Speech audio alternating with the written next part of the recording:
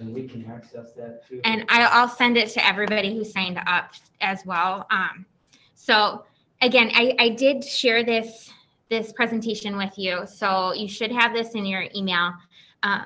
We're going to go at your pace. So I love doing the smaller group presentations because then again, if there's something we all know, we can skip it and go to the next thing. Or if it's something we need to take more time on, I'm happy to slow down at any point. And jump in with questions at any point. You guys know me. I'll take off running if you don't stop me. So go right ahead. All right. Now, let's see who's popping in. Maybe somebody in a second. All right. So today our big thing is we're going to review Canvas, the spring cleaning checklist. And so this checklist was designed by all the instructional coaches. We were trying to brainstorm and think about ways that we could make prepping for next year easier for everybody. And there's so many nuances with Canvas. So hopefully there's a nugget or two that'll help you to get your course ready so that we can reuse all the great things that you guys built this semester. Again, the goal is to import for next year. And there's 8 different things or suggestions, things to look at. That we'll go through right here. You're late. What? And when they zoom in and they're late, I'm always asking my students, so Mr. Bruley, I have you on camera for our Zoomer here, but I always ask, should we let him in? Should we just lock the door? I don't know. I guess you can come in. I don't have a ceiling fan, so I don't do that. All right, friends. So Trey did share this with you, but again, most of what you guys need open is just having your Canvas, your course open, or one of your courses would be the most helpful. So today we're going to talk about homepage, course links, navigation. We're going to talk a little bit about deleting some things that maybe we're not going to use next year, always checking that GradeSync, and then checking the Google Share settings. So hopefully, again, these are some shortcuts, some things that can just help, all of us in all of our courses. So let's dive right in. The first one is just looking at the homepage, particularly at the buttons you probably haven't published yet. This week, I actually had a person who was in my earlier session who forgot or he relinked some of his homepages. Do you know what I'm talking about? No, but I had a problem like that. Yeah. So some people, if you imported a template and then you imported a previous course, you just want to check to make sure all those buttons are working. And so here is one thing that I am thinking about is, some of these buttons up here, like our seating chart and the school schedule, those are probably things that I'm not going to use next year. So I might consider deleting things if I'm going to reuse the homepage. But the person that I was working with earlier this week, they had imported a template in their own work. And so the buttons at the bottom, they weren't linking to the home pages. So it's just interesting that, again, that was an issue that came up literally this week. So you just want to be careful with those. And then always the thing I forget to do that kids love to yell at us about is publish the homepage. So it's like, oh, I spent so much time making my lesson plans, but I forgot to hit that publish button. So something to remember and think about as we go through our course. So Steph, you're talking about our next, this would be like next year's in the fall, let's say. And you're talking about making sure those all our homepages only. Yes, and this one right now, because again, it's so easy, especially as we're messing around with different templates or we're importing resources from in PE. I know you guys are sharing everything. So sometimes when you pull something in, it might be linked to someone else's course, or you pull something in and it's linked to something that no longer exists. So you just want to be careful with the homepage. And that leads us right into, this one is new for a lot of people, which is that link validation. And so I'm going to show you guys how to do this. And I didn't really know this existed until not too long ago, but it's so wonderful, especially as we're reusing material from semester to semester, because it goes through your whole course and it checks for any links that might have errors, and it'll take you straight to where that error could be so you can fix it. So if you go into settings, on the right-hand side, which I rarely, unless I'm importing something from Commons, which I do, we all do like once a semester, I never look at this side, but it's that validate links in context. And so I'm going to make this bigger for my friends here. What you're going to do is if you click this button, it takes a few minutes. So the reason why is it literally goes through every page in every link in your course, and it checks to make sure things are linked accurately. Kind of nice, because otherwise the kids click on it and then you get an error and you're like, and you get a gazillion errors as all of them are clicking on it, Yeah. Is it just checking the links that are in Canvas, or if you have a Google Doc that has links on it, we'll check those links too? It'll check the Google Doc link, but it won't check links within the Google Doc. So it'll make sure that they can access that. Earlier in the earlier session, a person had copied and pasted in images. Hannah, did she talk to you? No. So she had copied and pasted in these beautiful images, but you have to upload those Right. images. So she actually got like 82 hits. And she's like, Steph, what happened? And it was because she pasted in an image, so she was able to see it. But when we went into student view, the file didn't exist in Right. Canvas. So she actually was able to catch an error. And so moving forward next semester, she won't have that be an issue. The other thing, so it shows me broken links. So this isn't a link to an external tool. Sometimes with external tools, when we link to them, if they have a sign-in where students have to sign in before they can access the external tool, it could create an error. So if I went here to this week 5 homepage and I click on that, I would be able to see that, oh, it's taking me to a class not found. So that's super nice. The other thing, if I go back here, is it tells me when things aren't published. So looking down here at the beginning of the semester, you might have a lot of errors in this link validator because it's all things that aren't published. But again, a really nice thing for us to know exists and check every once in a while, because it's so easy. As we know, the kids love to tell us when we forget to publish things. And so it's just a great check there as well. So again, if it takes a while for it to upload and I see people are checking out, just be patient with it. And it's just a really, really helpful. So what do Tool. we do when, okay, so now we've got this, we see what our broken link is, what do we do with it? So if you go to that homepage or whatever the main page is, then you can go and check it out. And so this was an error for me because this no longer exists. So what I would do is go in and edit. How do I know where the broken part is? Well, let's take a look. It should tell you. I click it.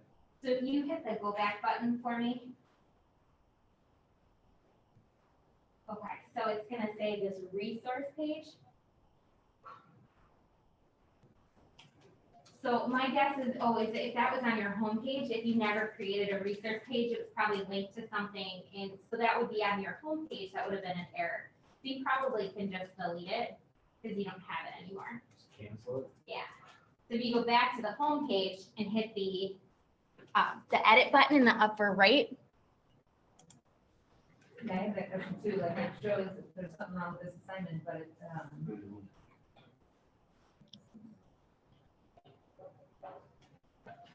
Yeah, home page, upper right. so hit that edit pencil. Great. Okay. And so what the error is down at the bottom. If you scroll on down to there.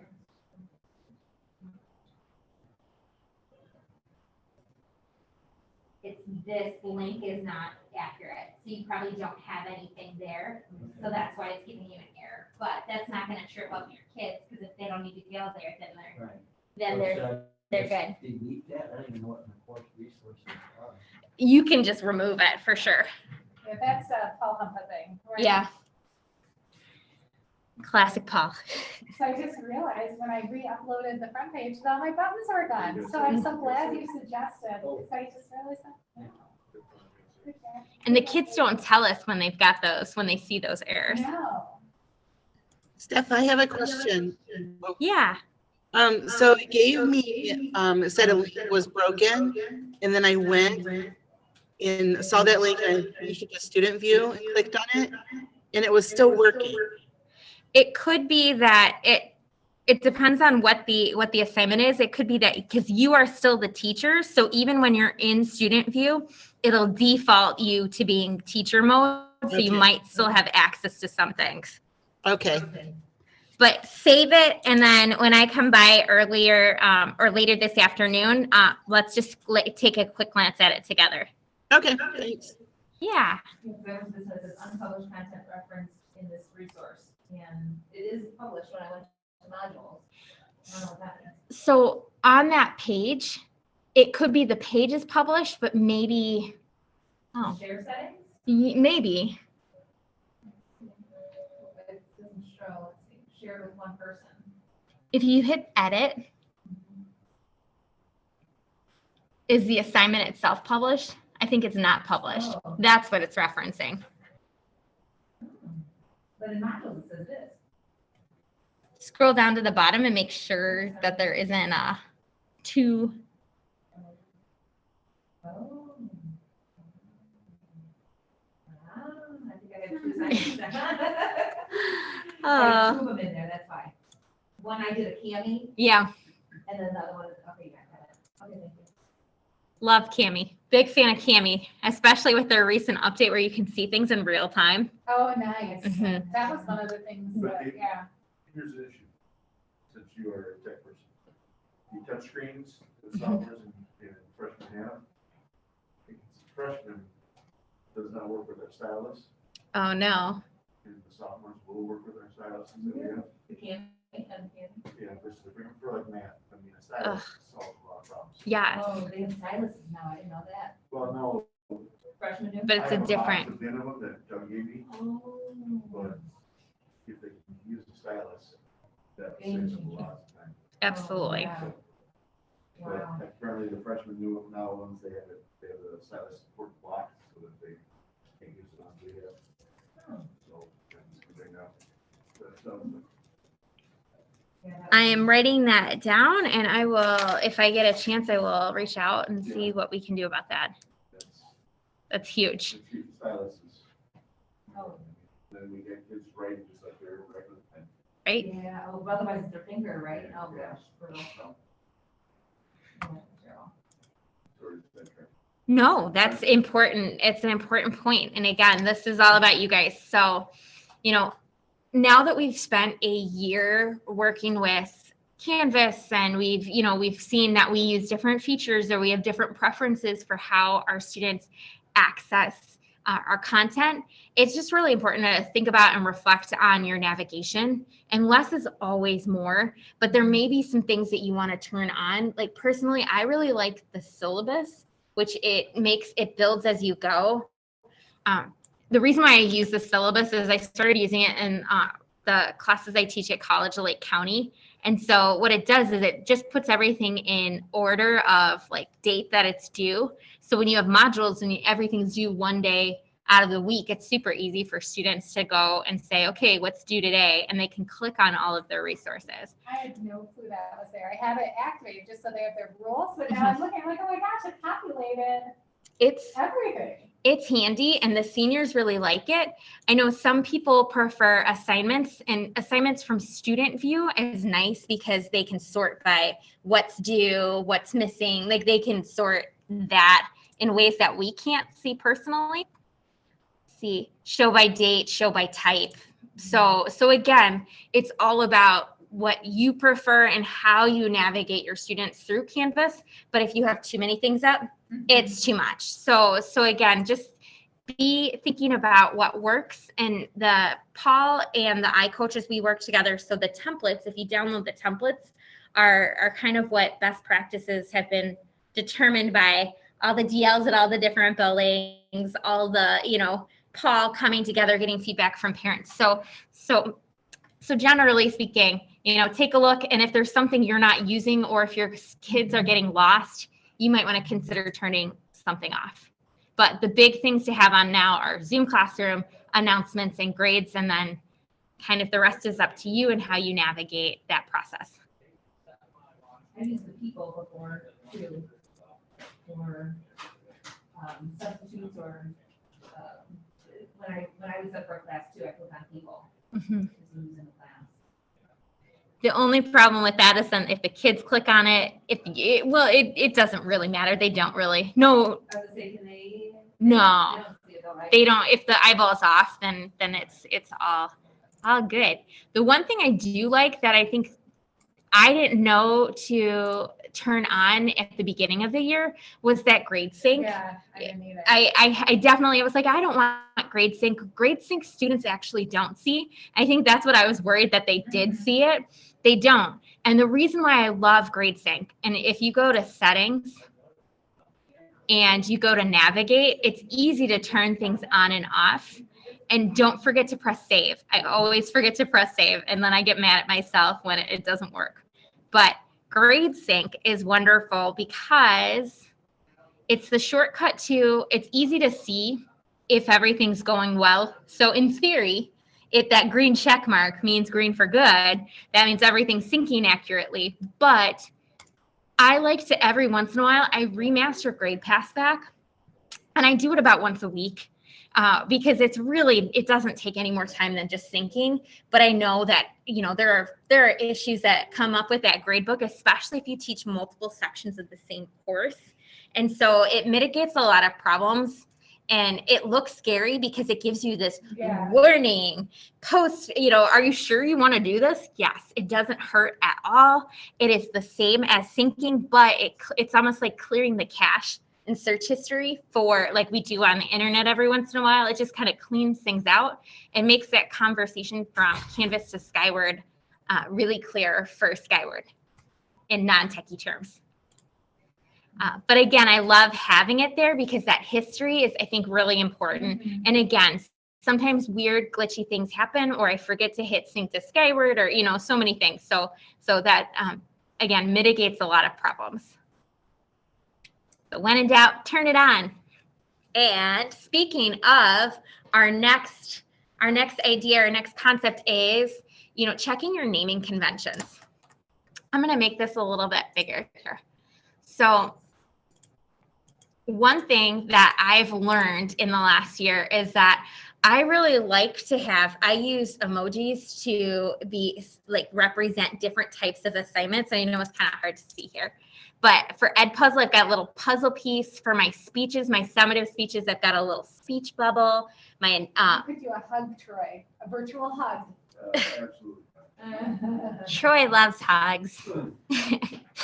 I have a book for a reading. So I've got these little different, and I have about 8 different emojis that I use. And so when the kids see them, they know this is the quiz emoji, this is the reading emoji, this is the speech emoji.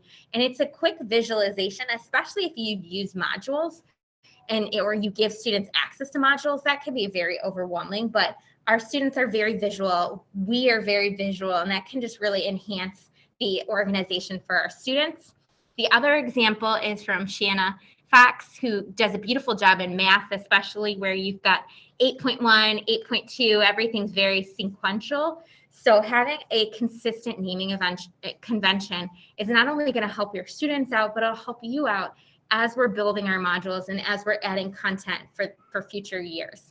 This is the first year I've used like unit 1, day 1 is 1.1, and it's made it a lot easier when I have to add stuff to my agenda or to anything else, because I can just search for 1.1. I don't have to like scroll through all of the different assignments, because by the end I have like 60 of them. Right. Trying to find the one that I want. So that was one change I made this year that was really, really helpful. How do you get those emojis in there? So you click on emoji, you get it's Joy Pixels or pixels here, and it's just like you can. So I use this a lot, and people earlier were commenting on, oh, I see this on your email too. Well, when you get 100 emails a day, if you've got a consistent emoji, it makes a big difference. You could have a social science one. You could use a little beaker for STEM. So I copy this. So once I click on it, it's copied. And then as I go into assignments here, and you edit the name, you just paste it in. So I use my Control V and I can paste it in once I change my name here. Well, And then it's just pinned in, like, I just added it and pinned it to my toolbar up there, next to my Bitmoji one. yep, right there. I need to get an emoji extension because And if you do the little puzzle, you can pin it. And I know if you have a Windows device, you can hit the Windows button and period, and there's like a shortcut for different emojis too. But none of us are fancy enough in here to have a Windows device. So, so we don't really have that option. But this one is really nice. And it took me a little bit of time to go back and add and kind of color code or image code these different types of assignments. But now when it's in like the list, if I'm doing course links, it actually sorts it by image. So then I know what I'm looking for. It's easy to find. And again, the big idea, at least for today, is, hey, let's put in a little bit of time and a little bit of extra work in a year where everything's terrible, kind of, sort of. We're investing in saving us time later. So, but the other thing, that gradebook hack, and this is why I used to be an all units, have 5 units, and that's how I organize Canvas. But now, because of the pandemic, I don't think I'm going to go back to not doing it week by week, because when I grade, so one gradebook hack that I love, and you guys may already be using this too, is that filters. And you can filter by module. And so when I grade every weekend, I just go straight to the weekend that I'm grading, and everything's all right there. And The only time I love that too, but then if they turn in like a late assignment, you don't see it. It shows up still in the left-hand column, like, so in your Yeah. to-do list, you should still have it there. Oh, I don't know over there. that's the only place I look. Oh, you're kidding? Yeah. Your to-do list? Yeah, So if somebody turns one in, then it's still over there, if everybody, if it's all been graded that Uh-huh. way? Oh, interesting. I still, if a kid turns it in late, I still make them do a grade book, fill out a form, and that Google form is programmed to email me.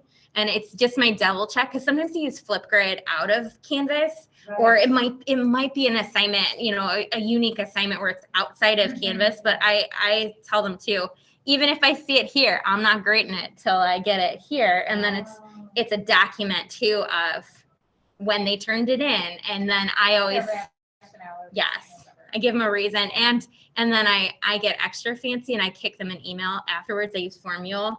And so then it's more documentation of your grade has been updated. So I'm trying. But that's just, again, a really great hack and a really great reason to use modules, is that can save you time and keep you organized with grading. And when you publish, these are not published yet, but they're all showing up. So if you click on view, you can turn that off. Is it unpublished assignments? Where is it under? Filters, assignments, statuses, You go down. unpublished assignments. There you go. Yeah, click that and then it'll disappear. Oh, no, I don't want other ones. Ooh, Oh, so they are published. yeah, oh, yes, they are, my bad, sorry. But if you click on filters and you filter by module, at least you won't see 100 of those. Right, okay, yeah. Um, Thank you. Yeah. So the next thing is, I think, really helpful for all of us to do, and especially when we've shared so many assignments with colleagues, is we might have like dozens of great assignments from a colleague, but we don't use them, or it just didn't fit in our curriculum. One thing you can do is delete assignments that you didn't use.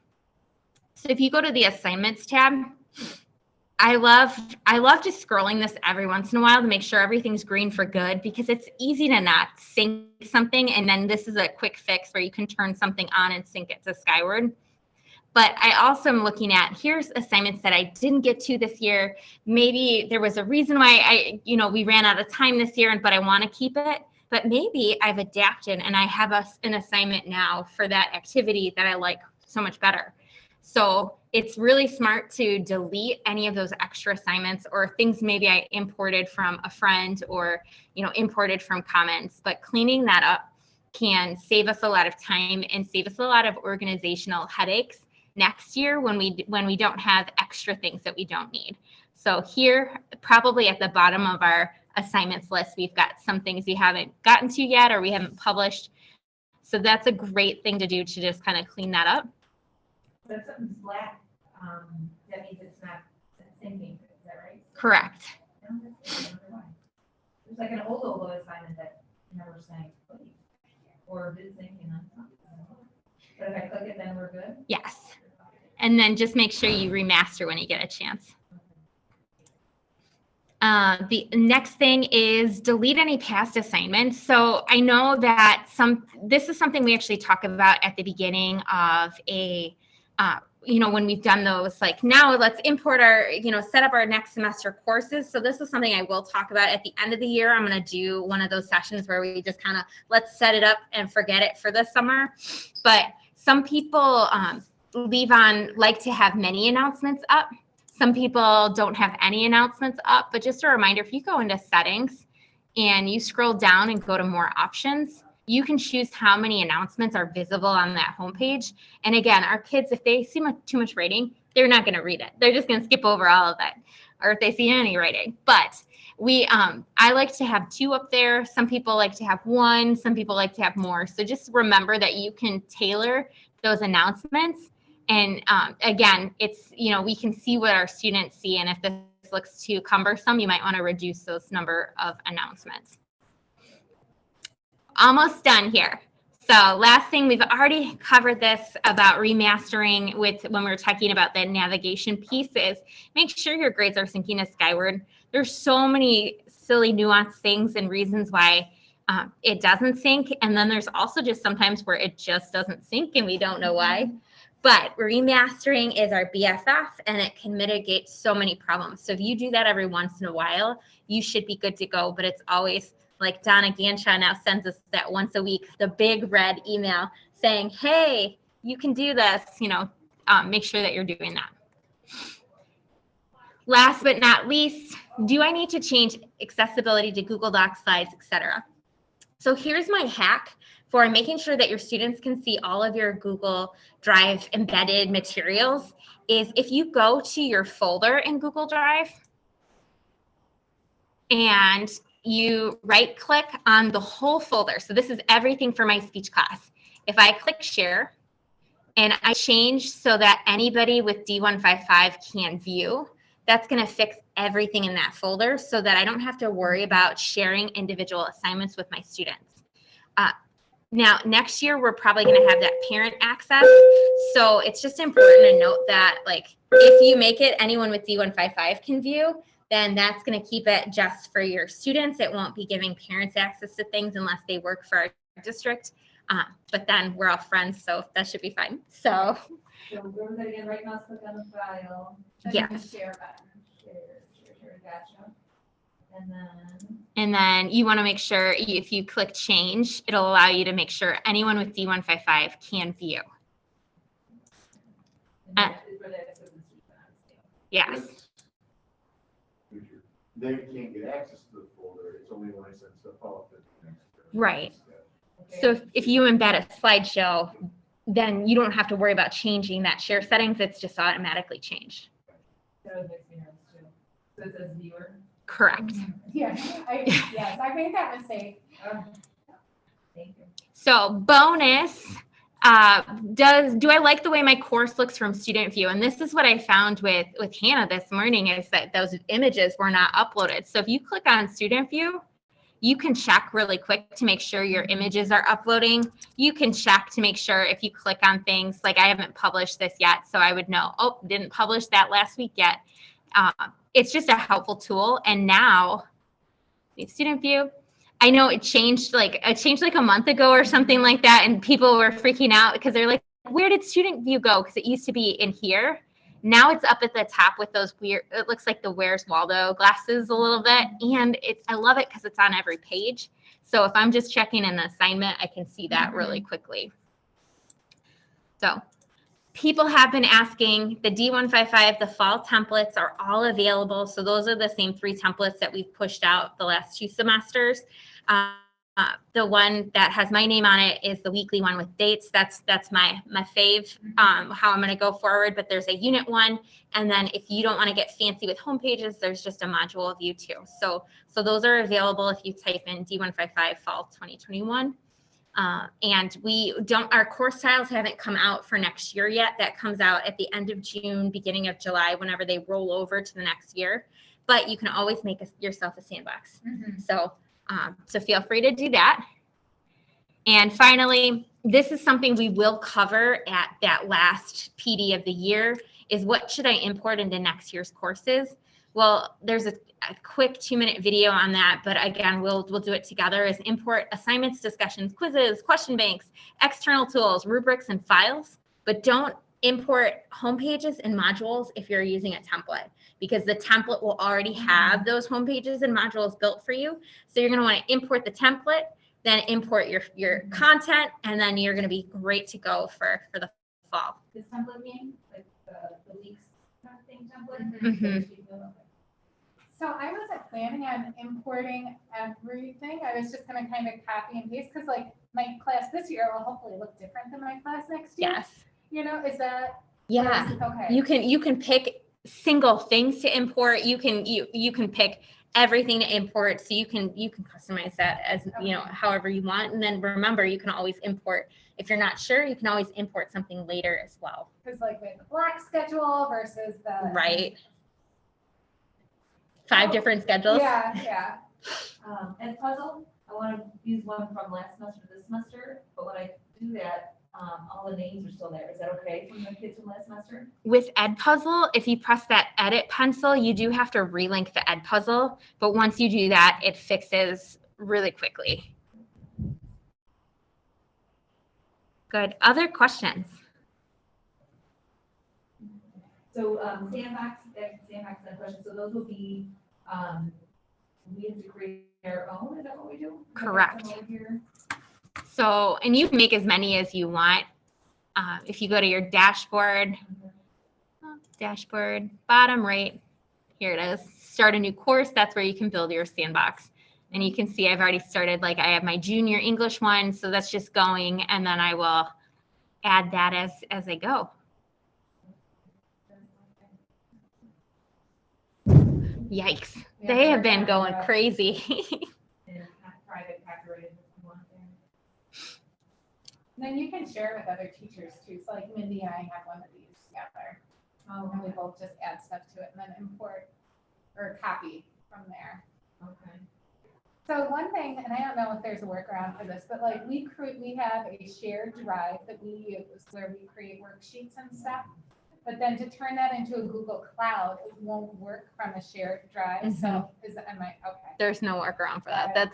It's because of security and privacy Right. settings. So it's a good thing, but it's just a pain in the butt. So you just have to move it. I create my own and put it in that folder with the OpenShare settings, Mhm. but okay. I figured. I know, we collaborate too well. It's, Amy and I ran into the same thing. Yeah. He's like, take it on my shirt folder. Right. But he said that him and Dan could. But I don't think. I'm sure somebody has their own folder Yeah. on the side. On the side, yeah. That's sneaky Danica there. Can you make a Google folder or share it? Can you- I can still share my folder with you. And Oh, then if I Can created get one it, together? so if I had my Hello. student handout folder Right. and then I added Troy to it, but it wasn't officially a team drive, it should work. then it might work. Yeah. So You guys in team drivers, you just share it. Right. Sharing a folder in your drive versus using the team drive. So team drive will work. So don't use this. Use that. Do the share drive. So I have this shared with like some other speech teachers in the district, and I think they can pull from here. Because you're not using my drive, you're using share drive. Yeah. No, she's using. Oh, I'm my using drive. my drive. I'm not using shared drive. Well, mine is in my drive. Is this early or late? You're- We're running over. You're over, so We're asking great questions. Come on in, guys. Oh, no, it's-